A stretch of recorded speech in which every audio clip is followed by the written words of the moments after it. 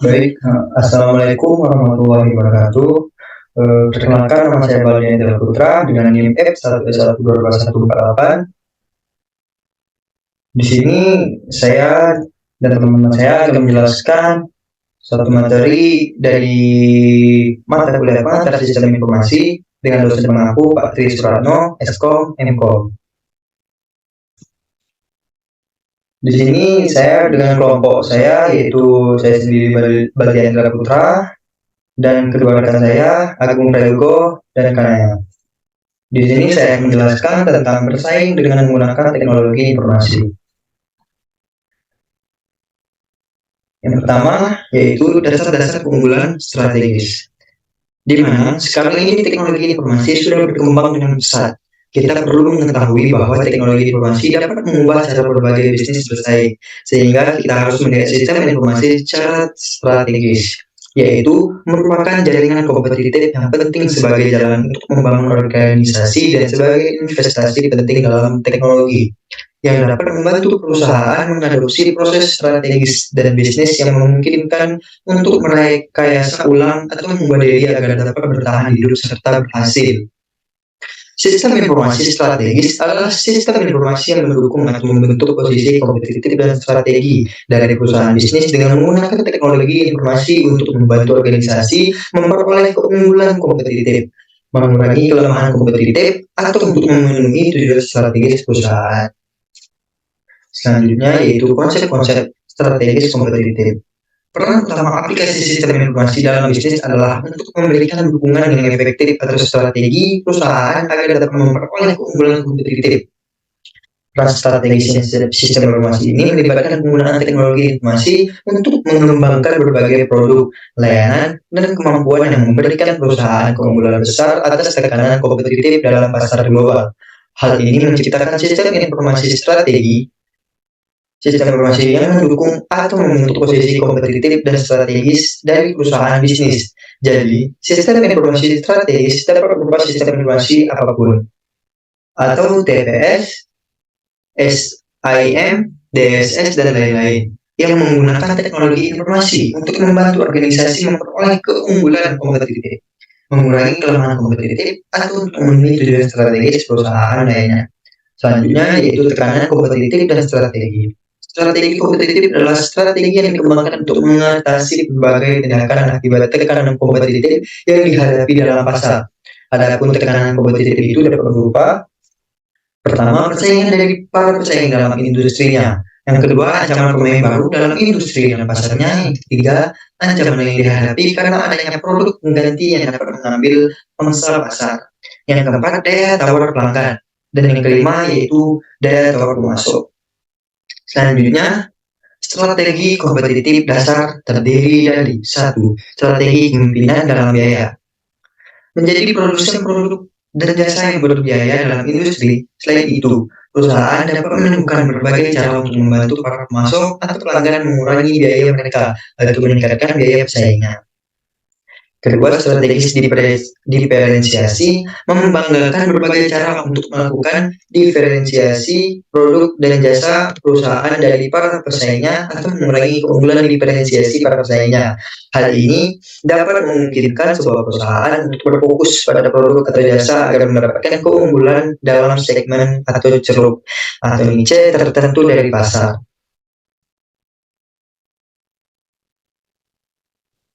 Yang ketiga, strategi inovasi. Menemukan berbagai cara baru untuk melakukan bisnis. Hal ini dapat melibatkan pengembangan berbagai produk dan jasa unik atau masuk ke dalam pasar atau ceruk pasar yang unik. Hal ini juga dapat melibatkan pelaksanaan perubahan yang radikal atas proses bisnis dalam memproduksi atau mendistribusikan produk dan jasa yang begitu berbeda dari secara bisnis umum dilakukan sehingga dapat mengubah struktur dasar industri. Yang keempat, strategi pertumbuhan. Secara signifikan, memperluas kemampuan perusahaan untuk memproduksi barang dan jasa global, melakukan diversifikasi produk dan jasa baru, atau berintegrasi ke dalam produk dan jasa yang berhubungan. Yang kelima, strategi persekutuan. Membuat hubungan dan persekutuan bisnis baru dengan para pelanggan, pemasok, pesaing, konsultan, dan perusahaan-perusahaan lainnya. Hubungan ini dapat meliputi merger, akuisisi, joint venture, membentuk perusahaan virtual, atau kesepakatan pemasaran, manufaktur, atau distribusi antara suatu bisnis dengan mitra dagangnya.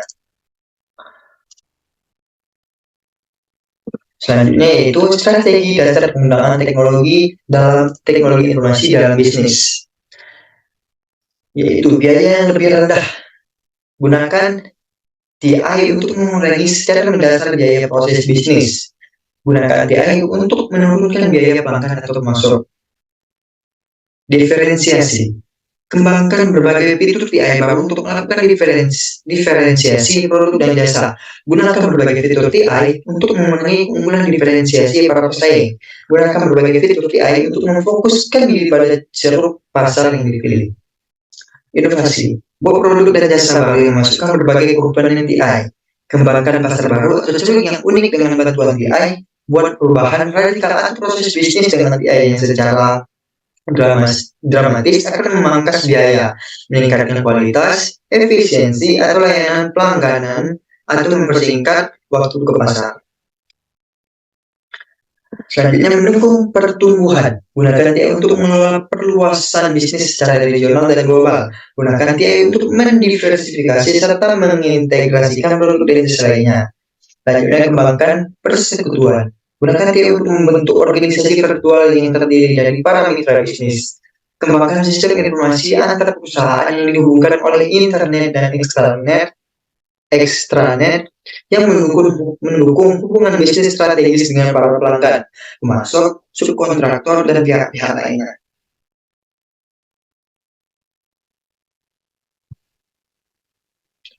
Selanjutnya yaitu investasi. Investasi dalam teknologi informasi dapat memungkinkan bisnis untuk mengunci pelanggan dan pemasok dengan cara membangun hubungan baru yang bernilai dengan mereka. Usaha-usaha awal untuk menggunakan teknologi sistem informasi dalam hubungan ini berfokus pada peningkatan secara signifikan kualitas layanan ke pelanggan dan pemasok dalam aktivitas distribusi, pemasaran, penjualan, dan layanan perusahaan. Berinvestasi dalam teknologi informasi memungkinkan perusahaan untuk membangun kemampuan teknologi internet strategis yang memungkinkannya untuk mengambil keuntungan dari peluang strategis ketika peluang tersebut muncul. Ketika perusahaan berinvestasi dalam sistem informasi canggih berbasis komputer untuk meningkatkan efisiensi proses bisnisnya, perusahaan tersebut dapat mendorong investasi dalam teknologi informasi dengan mengembangkan berbagai produk dan jasa baru yang tidak akan mungkin dihasilkan tanpa kemampuan teknologi internet kuat. Selanjutnya itu perekayasaan ulang proses bisnis. Salah satu dari implementasi paling penting dari strategi kompetitif adalah perekayasaan proses bisnis atau business process reengineering (BPR). Seringkali disebut saja sebagai perekayasaan ulang. Perekayasaan ulang adalah pemikiran kembali yang mendasar dan pendesainan ulang yang radikal atas proses bisnis untuk mencapai perbaikan yang dramatis dalam biaya, kualitas, kecepatan, dan layanan. Jadi, BPR menggabungkan strategi untuk mempromosikan inovasi bisnis dengan strategi untuk melakukan perbaikan dasar atas proses bisnis agar perusahaan dapat menjadi jauh lebih kuat serta menjadi pesaing yang lebih berhasil dalam pasar. Teknologi informasi memainkan peran penting dalam rekayasa ulang sebagian besar proses bisnis, kecepatan, kemampuan proses informasi dan konektivitas komputer serta teknologi internet dapat secara mendasar meningkatkan efisiensi proses bisnis, seperti juga meningkatkan komunikasi dan kerjasama antara orang-orang yang bertanggung jawab atas operasi dan manajemennya. Selanjutnya, merekayasa ulang manajemen proses. Yang pertama, sistem manajemen hubungan pelanggan dengan menggunakan internet dan internet perusahaan. Yang kedua, sistem persediaan yang dikelola pemasok dengan menggunakan internet dan extranet. Yang ketiga, software ERP, lintas fungsi untuk mengintegritas proses manufaktur, distribusi, keuangan, dan sumber daya manusia. Yang keempat, website e-commerce yang dapat diakses pelanggan untuk entry pesanan, pemeriksaan status, pembayaran, dan layanan. Dan yang kelima, database pelanggan, produk, dan status pesanan yang diakses melalui internet dan extranet oleh para karyawan dan pemasok. Selanjutnya itu menjadi perusahaan yang lincah. Kelincahan atau agility dalam kinerja bisnis adalah kemampuan perusahaan untuk sejahtera dalam pasar global yang berubah cepat dan terus terfragment. Untuk produk dan jasa berkualitas tinggi, berkinerja baik dan disesuaikan dengan pelanggan. Ada 4 strategi dasar yang harus diimplementasikan untuk menjadi perusahaan yang lincah. Yang pertama, pelanggan dari perusahaan yang lincah menganggap produk atau jasa sebagai solusi terhadap masalah individual mereka. Yang kedua, perusahaan yang lincah bekerja sama dengan pelanggan masuk dan perusahaan lain, bahkan dengan pesaing. Yang ketiga, perusahaan yang lincah dapat bertahan ketika terjadi perubahan dan ketidakpastian. Keempat, perusahaan yang lincah dapat meningkatkan dampak sumber daya manusia dan pengetahuan mereka miliki dalam memelihara semangat wirausaha. Perusahaan yang lincah dapat memberikan insentif yang tinggi bagi tanggung jawab, kemampuan beradaptasi, dan inovasi pegawai. Selanjutnya yaitu membuat perusahaan virtual. Dalam lingkungan bisnis global yang dinamis saat ini, pembentukan perusahaan virtual dapat menjadi salah satu penggunaan strategi terpenting dari teknologi informasi. Perusahaan virtual juga disebut korporasi virtual atau organisasi virtual. Adalah organisasi yang menggunakan teknologi informasi untuk menghubungkan banyak orang, organisasi, aktiva, dan ID. Strategis perusahaan virtual. Yang pertama, saling membagi infrastruktur dan risiko dengan mitra aliansi. Yang kedua, mengumpulkan kompetensi inti yang saling melengkapi. Ketiga, mengurangi waktu konsep ke kas atau konsep to cash time melalui saling berbagi. Yang keempat, meningkatkan fasilitas dan cakupan pasar, mendapatkan akses pasar yang baru dan saling berbagi pasar atau realitas pelanggan. Dan yang kelima, bermigrasi dari menjual produk ke menjual solusi. Alasan utama orang membuat perusahaan virtual yaitu untuk mengimplementasikan strategi bisnis utamanya dan aliansi yang menjanjikan kesuksesan dalam iklim bisnis saat ini yang penuh tantangan. Selanjutnya itu membangun perusahaan yang dapat menghasilkan pengetahuan. Perusahaan yang berhasil adalah perusahaan secara konsisten, membuat pengetahuan baru diperluaskan di seluruh organisasi dan dengan cepat memasukkannya ke dalam pengetahuan serta produk baru. Perusahaan yang dapat menghasilkan pengetahuan karena dua jenis pengetahuan. Pertama adalah pengetahuan eksplisit, yaitu data, dokumen, segala sesuatu yang tertulis atau disimpan dalam komputer. Kedua adalah pengetahuan implisit, yaitu pengetahuan bagaimana cara melakukan sesuatu yang ada di dalam diri para pekerja. Selanjutnya itu sistem manajemen pengetahuan. Sistem manajemen pengetahuan yaitu untuk mengelola pembelajaran organisasi dan cara melakukan bisnis. Tujuan dari sistem ini adalah untuk membantu para pekerja menciptakan, mengatur, dan memungkinkan tersedianya pengetahuan bisnis yang penting. Perusahaan yang dapat mengajarkan pengetahuan tersebut berusaha untuk mengintegrasikan pengetahuannya ke dalam berbagai proses bisnis, produk, dan jasa. Hal ini membantu perusahaan tersebut menjadi lebih penyedia yang inovatif dan lincah dan menjadi pesaing yang berat dalam pasar. Berikut adalah studi kasus. CWD Enhanced Entertainment mengembangkan sistem loyalitas pelanggan yang strategis. 1. Apakah program loyalitas CDW memberikan perusahaan tersebut keunggulan kompetitif? Mengapa atau mengapa tidak? Jawabannya yaitu, program loyalitas CDW dapat memberikan keunggulan kompetitif bagi perusahaan tersebut, tergantung pada bagaimana program tersebut dilaksanakan dan bagaimana pelanggan bereaksi terhadap program tersebut. Karena program loyalitas dapat membantu membangun hubungan yang lebih kuat dengan pelanggan dan memotivasi mereka untuk terus berbelanja dengan perusahaan tersebut. Ini dapat membantu perusahaan mempertahankan pelanggan dan meningkatkan pengulangan penjualan. Selain itu, program loyalitas dapat meningkatkan pengetahuan tentang pelanggan dan membantu perusahaan menyesuaikan strategi pemasaran dan layanannya sesuai yang kebutuhan pelanggan. Namun program loyalitas juga memiliki beberapa tantangan. Misalnya, program tersebut mungkin membutuhkan biaya yang tinggi untuk diimplementasikan dan dioperasikan, dan tidak semua pelanggan akan terlibat dalam program. Selain itu, Program loyalitas dapat membingungkan pelanggan jika terlalu rumit atau sulit dipahami. Secara umum, sukses program loyalitas sangat bergantung pada bagaimana perusahaan menerapkan program tersebut dan bagaimana pelanggan bereaksi terhadap program tersebut.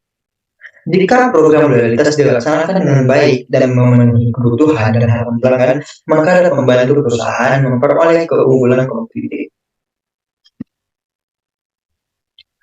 Selanjutnya yaitu nomor 2. Apa nilai strategis dari pendekatan HARS untuk menetapkan dan memberi penghargaan untuk loyalitas pelanggan?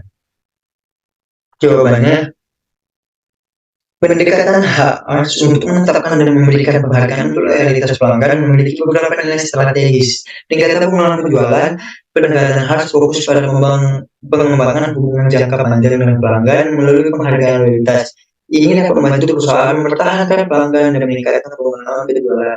Meningkatkan pengetahuan tentang pelanggan dengan memantau dan memberikan penghargaan untuk loyalitas pelanggan. Perusahaan dapat meningkatkan pengetahuan tentang preferensi dan kebutuhan pelanggan. Perusahaan dapat meningkatkan pengetahuan tentang preferensi dan kebutuhan pelanggan, membedakan diri dari pesaing dengan menawarkan penghargaan unik dan menarik untuk pelanggan setia.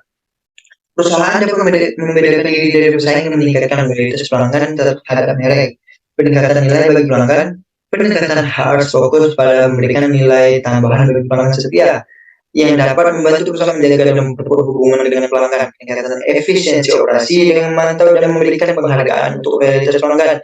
Perusahaan dapat meningkatkan efisiensi operasi dengan mengurangi biaya pemasaran dan memfokuskan usaha pemasaran pada pelanggan setia yang paling berharga. Secara keseluruhan, pendekatan HR untuk menetapkan dan memberikan penghargaan untuk loyalitas pelanggan dapat membantu perusahaan meningkatkan hubungan dengan pelanggan, membedakan diri dari pesaing, dan meningkatkan nilai bagi pelanggan serta efisiensi operasi.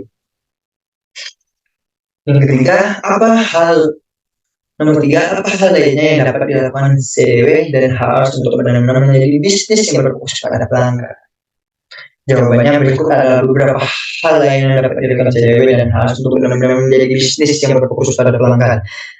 Mendengarkan dan merespon umpan balik pelanggan. CDW dan harus memantau dan merespon kembali pelanggan secara aktif dan memastikan bahwa pelanggan merasa didengar dan diakui. Memberikan solusi yang sesuai kebutuhan pelanggan. CDW dan harus memahami kebutuhan pelanggan, menawarkan solusi yang sesuai untuk memenuhi kebutuhan tersebut, memastikan kualitas pelayanan yang tinggi. CDW dan harus memastikan bahwa pelanggan mendapat pelayanan yang tinggi dan profesional sepanjang setiap interaksi dengan perusahaan. Menciptakan pengalaman pelanggan yang memuaskan. CDW dan harus berfokus pada menciptakan pengalaman pelanggan yang memuaskan dan meningkatkan nilai bagi pelanggan. Berkolaborasi dengan pelanggan. CDW dan harus fokus pada berkolaborasi dengan pelanggan untuk mengatasi masalah dan meningkatkan pengalaman pelanggan,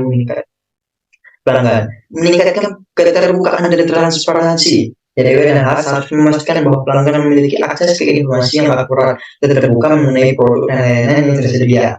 Menerapkan pendekatan personalisasi. CDW dan harus mempertimbangkan kebutuhan dan preferensi individual pelanggan dan menawarkan solusi yang disesuaikan dengan kebutuhan tersebut. Menerapkan teknologi untuk mempermudah interaksi dengan pelanggan. CDW dan harus menggunakan teknologi untuk mempermudah interaksi dengan pelanggan dan memastikan bahwa pelanggan dapat mengakses informasi dan layanan dengan mudah dengan melakukan hal-hal di atas. CDW dan harus dapat memastikan bahwa mereka berfokus pada pelanggan dan membangun hubungan yang kuat dan berkelanjutan dengan pelanggan mereka. Sekian apa yang dapat saya jelaskan. Apakah ada yang kalian tanya? Boleh kalian komen di video, boleh kalian komen di komentar di video YouTube saya di bawah ini. Terima kasih. Sekian dari saya. Saya undur pamit. Saya Balendra Putra. Assalamualaikum warahmatullahi wabarakatuh. Terima kasih.